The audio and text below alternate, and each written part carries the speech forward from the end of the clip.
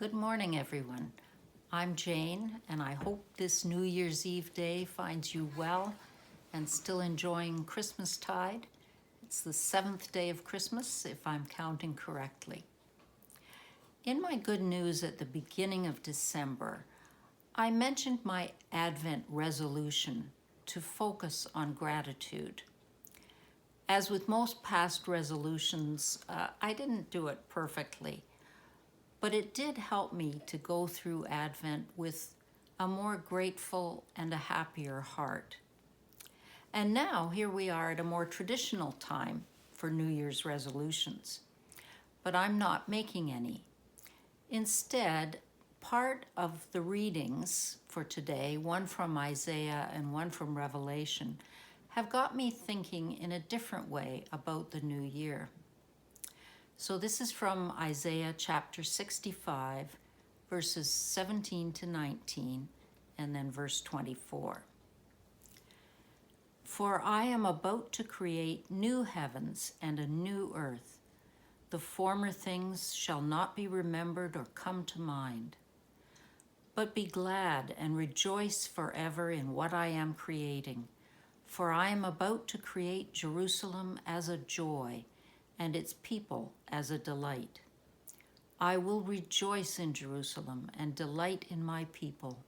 No more shall the sound of weeping be heard in it, or the cry of distress. Before they call, I will answer. While they are yet speaking, I will hear. And then this bit is from Revelation chapter 21, verses 1 to 4. Then I saw a new heaven and a new earth, for the first heaven and the first earth had passed away, and the sea was no more.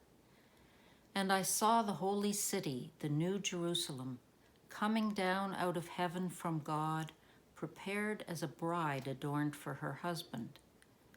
And I heard a loud voice from the throne saying, See, the home of God is among mortals. He will dwell with them. They will be his peoples, and God himself will be with them. He will wipe every tear from their eyes. Death will be no more. Mourning and crying and pain will be no more, for the first things have passed away. This is the word of the Lord. Well, you can see why these two passages were paired in the lectionary for today.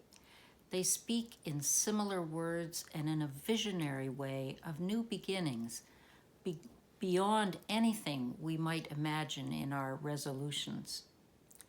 Of course, John of Patmos, who was writing Revelation toward the end of the first century after Christ, was deeply familiar with the Hebrew scriptures, including those words we heard from the prophet Isaiah, which had been written about 600 years earlier. For both writers, it is God who is bringing about a new heaven and a new earth. And Christ's birth reminds us that always and forever God does delight in his people, as Isaiah said, and God does dwell with us, as John said. The newness has already begun, though we don't know when or how it will be fully accomplished, any more than we know what 2022 will bring.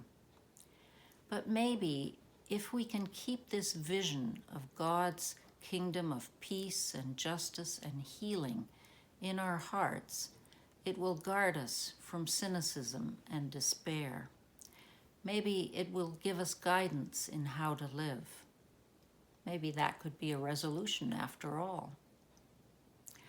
I'd like to end with part of Psalm 46, which I have found really comforting over the past 2 years.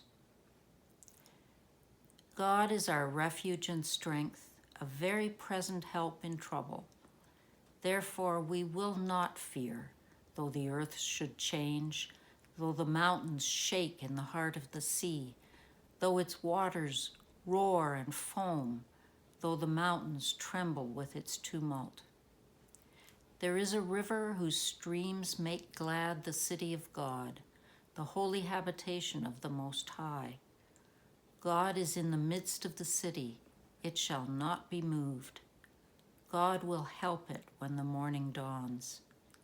The Lord of hosts is with us.